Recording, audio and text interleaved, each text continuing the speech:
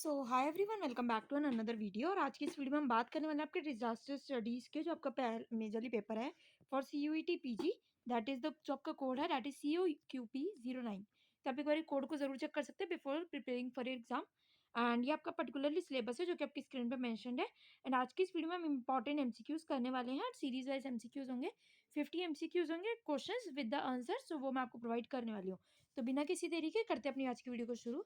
सबसे पहला हमारा क्वेश्चन है, which article of Indian constitution deals with the protection and management of disasters. चार ऑप्शन है आपके पास और आर्टिकल ऑप्शन जो है 48A that deals with the protection and management of disasters, ये आपको पता होना चाहिए। नेक्स्ट क्वेश्चन है, which of the following laws governs disaster management in India. So कौन से पर्टिकुलर ऐसा लॉ है जो कि गवर्न करता है डिजास्टर मैनेजमेंट इंडिया में। सो चार ऑप्शन है आपके पास और इसमें सबसे ज्यादा बच्चों को कंफ्यूजन रहती है। सो correct answer is national disaster management act, जो कि हुआ था लॉन्च ऑफिशियली 2005 में। नेक्स्ट उसके बाद हम बात करें जो कॉन्सेप्ट है डिजास्टर का इन लीगल टर्म्स, प्राइमरी किस चीज को रेफर करते हैं। डिजास्टर का मतलब क्या है, एक नेचुरल इवेंट, एक सोसाइटल इम्पैक्ट, एक significant disruption leading to loss और डैमेज, और या फिर एक गवर्नमेंट पॉलिसी। सो इसका जो करेक्ट आंसर होगा that is C part, that is एक सिग्निफिकेंट डिसरप्शन जो कि लीड करते हैं हमारे लॉस पे या फिर डैमेज पे। देन हमारे पास है, which of the following are part of sustainable development goals that is SDGs relevant to disaster management. तो कौन से पार्ट है जो कि सस्टेनेबल डेवलपमेंट गोल्स का है। चार ऑप्शन है और जो करेक्ट आंसर है दैट इज, चार ऑप्शंस पहले हम आपको दिखा दी मैंने। So correct answer is all of the above, that is SDG 3, SDG 11 and SDG 13। तीनों ही जो है पर्टिकुलरली लाइक रिलेवेंट है for the disaster management. Then हमारे पास है next question, which what is the main focus of social science perspective in disaster studies. So main focus क्या होता है सोशल साइंस पर्सपेक्टिव का। चार ऑप्शन है, उसका जो करेक्ट आंसर होगा दैट विल बी, सो आपको ये पता होना चाहिए इसका, दैट विल बी जो इम्पैक्ट है of disasters on human societies and the communities. Next question पे अब हम आ जाते हैं, दैट इज कौन से कॉन्सेप्ट है of sustainability of people communities और systems to the impacts of disasters. चार ऑप्शंस हो गए इसके और आपके पास इसका करेक्ट आंसर है that will be your vulnerability. Next question है, what does the term resilience, resilience का मतलब क्या है डिजास्टर स्टडीज में। रेजिलियंस का नॉर्मल मतलब नहीं बताना, डिजास्टर स्टडीज के टाइम में बताना है। Ability to prepare for disaster, ability to bounce back and adapt after a disaster, likelihood of a disaster happening and the creation of emergency protocol. So correct answer is ability to bounce back, कि कैसे आप जो है किसी भी disaster से come back कर सकते हो, बाउंस बैक कर सकते हो और अडेप्ट कर सकते हो आफ्टर डिजास्टर।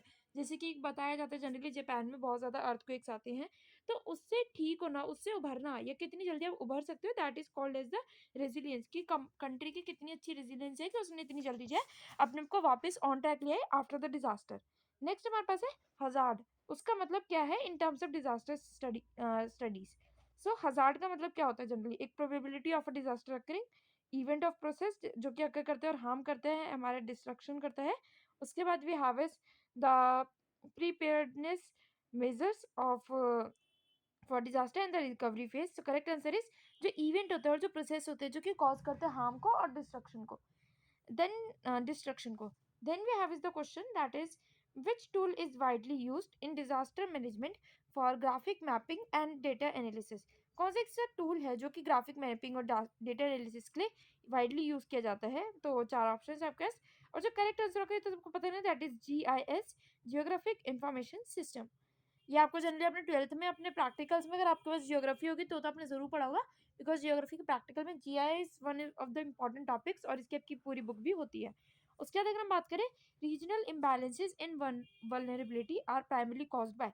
चार ऑप्शन है इसके पास आपके पास एंड इसका जो करेक्ट आंसर होगा that will be, so the correct answer is all of the above, that is differences in the population density, unequal access to resources and infrastructure and the climate conditions। Next question है आपके पास, इसको आपको खुद read करना है, that is कौन सा एक रोल है of GIS in disaster management. Correct answer इसका आपको पता होना चाहिए, दैट विल बी, या so that will be your to help in the mapping of and monitoring the hazards या फिर monitoring of hazards. Next question है, which of the following is not a typical application of artificial intelligence in disaster management। कौन सा एक typical application नहीं है। कौन सा एप्लीकेशन नहीं होगा, that will B food distribution, क्योंकि इसका एक पर्टिकुलर मेजर रोल नहीं आएगा इन टर्म्स ऑफ AI। नेक्स्ट हमारे पास है, क्योंकि बाकी सब चीज़ें हम जो एक बार को असेस करना या फिर वार्निंग सिस्टम को देखना या फिर बताना लोगों को, उसके अलावा प्रिडिक्ट करना क्लाइमेट चेंज, वो सब चीज़ें हम एआई के थ्रू कर सकते हैं। बट फूड का डिस्ट्रीब्यूशन करना वो हम एआई के थ्रू आइडिया ले सकते हैं, बट हम कर नहीं सकते हैं। देन हमारे पास क्वेश्चन है, which of the following is crucial in managing mental health during a disaster. So कौन से क्रूशियल है ताकि हम मैनेज कर सकें मेंटल हेल्थ को? तो फाइनेंशियल एड प्रोवाइडना तो नहीं होगा, बट हाँ, एक तो साइकोलॉजिकल केयर जो कि सबसे ज़्यादा इंपॉर्टेंट है, कि लोगों को दिमागी तौर पे जो है उनको स्टेबल रखना, उनको हेल्प करना, ताकि वो मेंटली तौर पे जो है परेशान ना हो, या फिर स्ट्रेस, मेंटल तौर पे उनका स्ट्रेस ना बढ़े आफ्टर अ डिजास्टर या during a disaster. In emergency management, trauma and stress management, जो कि रेफर किस चीज़ को करते हैं, जो कि होता है प्रोवाइड करना mental health care to survivors. Then we have is, जो प्राइमरी फोकस है to first aid and emergency procedures during a disaster is to. So primary focus, ताकि हम फर्स्ट एड प्रोवाइड कर सके एंड इमरजेंसी प्रोसीजर्स प्रोवाइड कर सके। चार option है, और उसका जो करेक्ट आंसर होगा दैट विल बी प्रोवाइड करना immediate medical help. Next is chemical, biological, radiological and nuclear, that is CBRN, chemical, biological, radiological and nuclear disaster। इसको किस पर्टिकुलर कॉज में रेफर किया जाता है, ये किस टाइप डिजास्टर जो है जनरली कॉजेज हैं ये? सो चार ऑप्शन है, इसका जो करेक्ट आंसर होगा that is both B and C, that is industrial accidents and the terrorist activities. Then we have is, which of the following is example of biological disaster. चार option है, biological disaster का कौन सा एक particular example होगा? Biological, जो कि मतलब एक कहते हैं ना अर्थ के द्वारा हो रहा है, पेंडेमिक, फ्लड, सुनामी या earthquake. So that will be your pandemic. So biological है ये, ड्यूरिंग लोगों के चक्कर में जनरली आता है, पेंडेमिक वगैरह आते भी हैं, कोई भी बीमारी होती है वो लोगों के चक्कर में या फिर ह्यूमन मेड ही यूज होती है, जनरली फैलती हैं। उसके बाद अगर हम बात करें occupational health and safety measures in disaster management involve.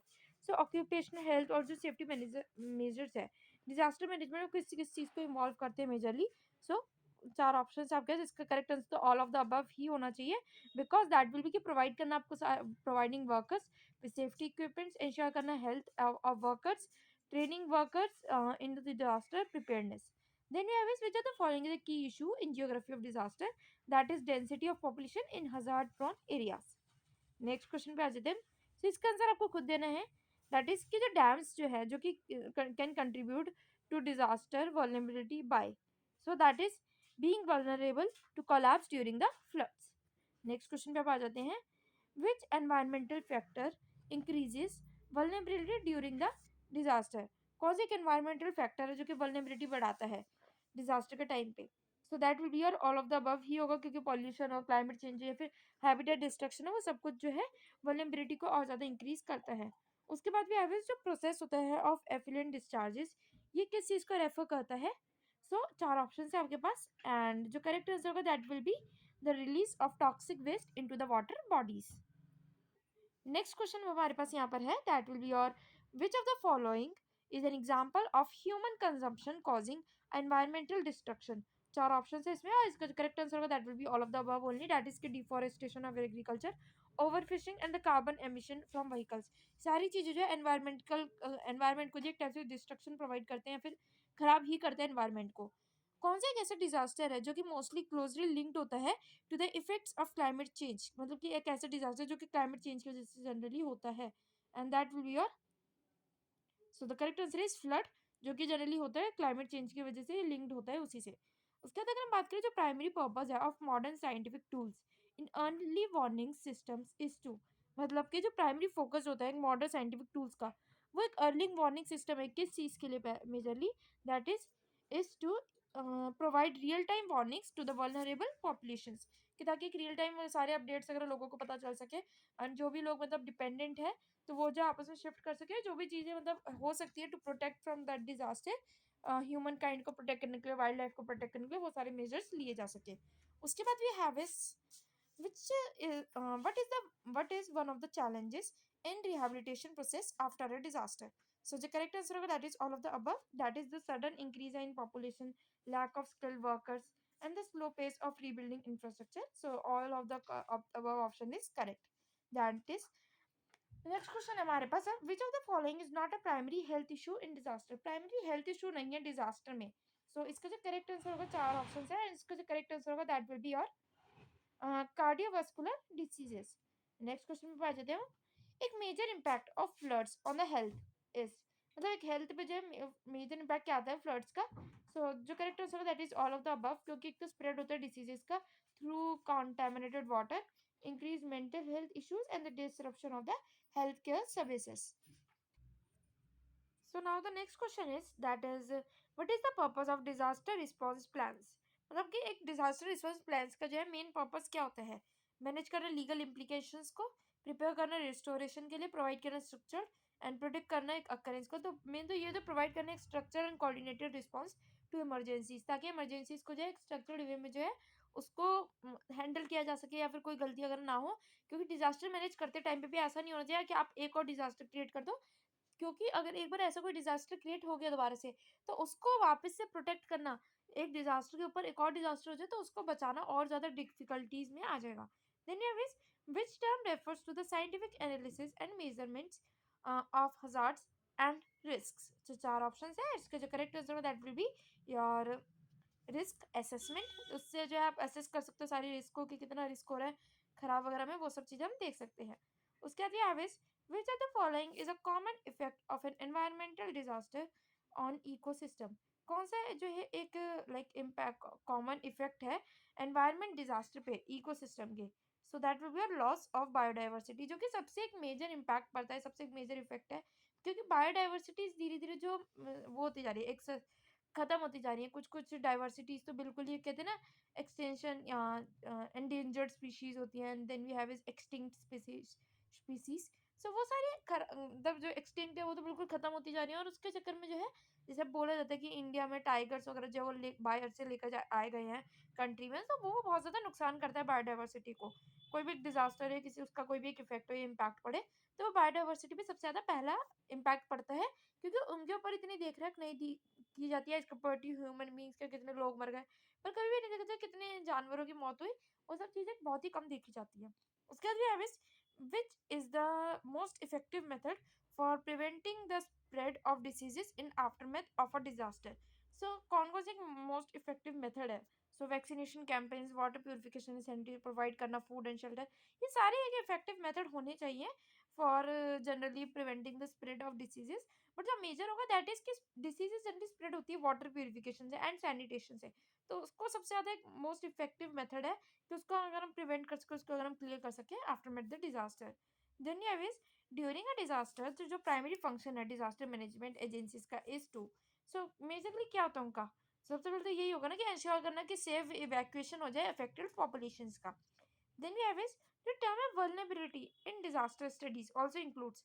So ये तो सारे ही ऑप्शंस होंगे इसके, lack of government support, inability to recover from disaster and जो physical condition of a affected area, of the affected area.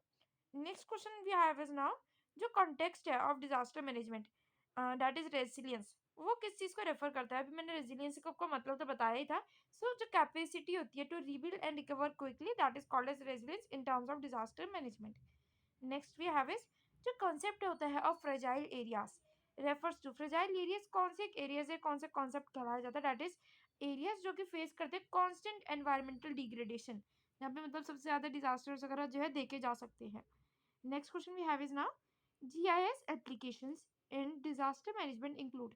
So GIS application जो है disaster management में किस किस चीज को इंक्लूड करता है? मेजरली तो इसका यही होगा दैट इज कि मैप करना डिजास्टर प्रोन जोन्स को। Next question we have is now which of the following is a key environmental concern in the context of human consumption?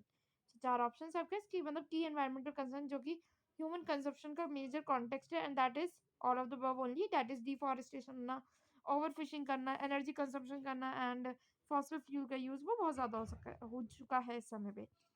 In the context of disaster relief, AI can be used for. So disaster relief की AI को किस चीज़ के लिए use किया जा सकता है? वो है सारी चीज़ों के लिए, that is ट्रैक करना real time data on weather conditions, analyse करना super survivor needs and distribute करना रिसोर्सेज अकॉर्डिंगली, मैप करना आइडेंटिफाई करना वल्नरेबल पॉपुलेशंस को। And next question we have is what is the role of social science in disaster management?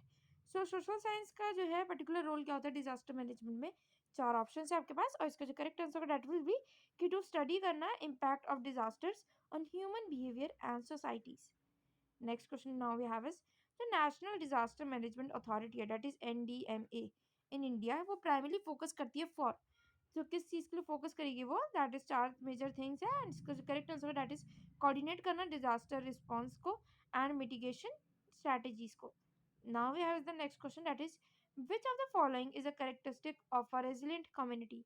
So resilient community में जो है following characteristics में कौन सी एक पर्टिकुलर होगी। सो 4 ऑप्शंस है, इसका जो करेक्ट आंसर होगा that is all of the above only, that is high levels of preparedness, quick recovery from disaster impact and low vulnerability of to hazards. Next now we have is the question that is health related disaster often result in, so physical injuries हो गया आपका option, psychological trauma हो गया, spread of diseases and all of the above. So इसका आपको particularly answer मुझे comments में ही देना पड़ेगा, इसका आंसर मैं आपको यहाँ पर नहीं बताने वाली हूँ। सो आप कमेंट्स में मुझे बता देना हेल्थ रिलेटेड डिसीजेस, ये आपको पूरा सेंटेंस मेंशन करना है और फिर आपको करेक्ट ऑप्शन लिखना है ए बी सी या डी। नेक्स्ट क्वेश्चन पे आ जाते हैं हम directly. So now we have is the next question that is which of the following is the most commonly used for early warning systems। so एक कौन से जो है यूज किया जाता है अर्ली वार्निंग सिस्टम के लिए, that is whether forecasting system. उससे हमें पता चल जाता है कि भाई वेदर वगैरह में क्या चेंजेस आने वाले हैं और क्या क्या हमारे को वार्निंग्स या फिर पहले से जो है एक प्रिपेयर होना चाहिए। And then you have is which of the following can be direct impact of climate change on disaster frequency. 4 option है, इसका करेक्ट आंसर होगा all of the above only, that is increased occurrence of extreme weather events, reduced access to clean water, mitigation of vulnerable population. Next question है chemical spills and radiation accidents fall under which type of disaster। so कौन से इसमें आएगा, that is technological disaster। next question पे हम आ जाते हैं vulnerability to floods in generally greater in। सो जो वल्नरेबिलिटी होती है फ्लड्स की वो सबसे ज़्यादा कहाँ पर जो है फ्लड्स देखे जा सकते हैं। 4 ऑप्शन है, कोस्टल रीजन्स में, अर्बन एरियाज में, रूरल एरियाज में with the little infrastructure. The correct answer होगा all of the above only. Next is what is the role of disaster management teams during the recovery phase.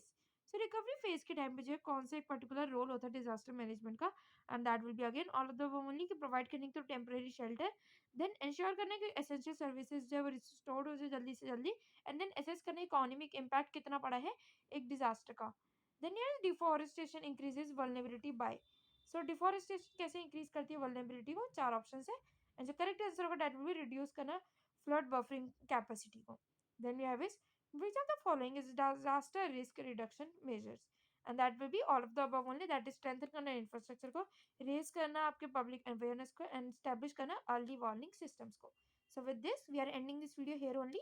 Video informative और helpful लगी तो video को like कर देना और channel को कर लेना सब्सक्राइब, एंड कोई भी क्वेरी होती है तो आप कमेंट्स में पूछ ही सकते हैं। तब तक के लिए all the best, stay safe and thanks for watching, bye bye.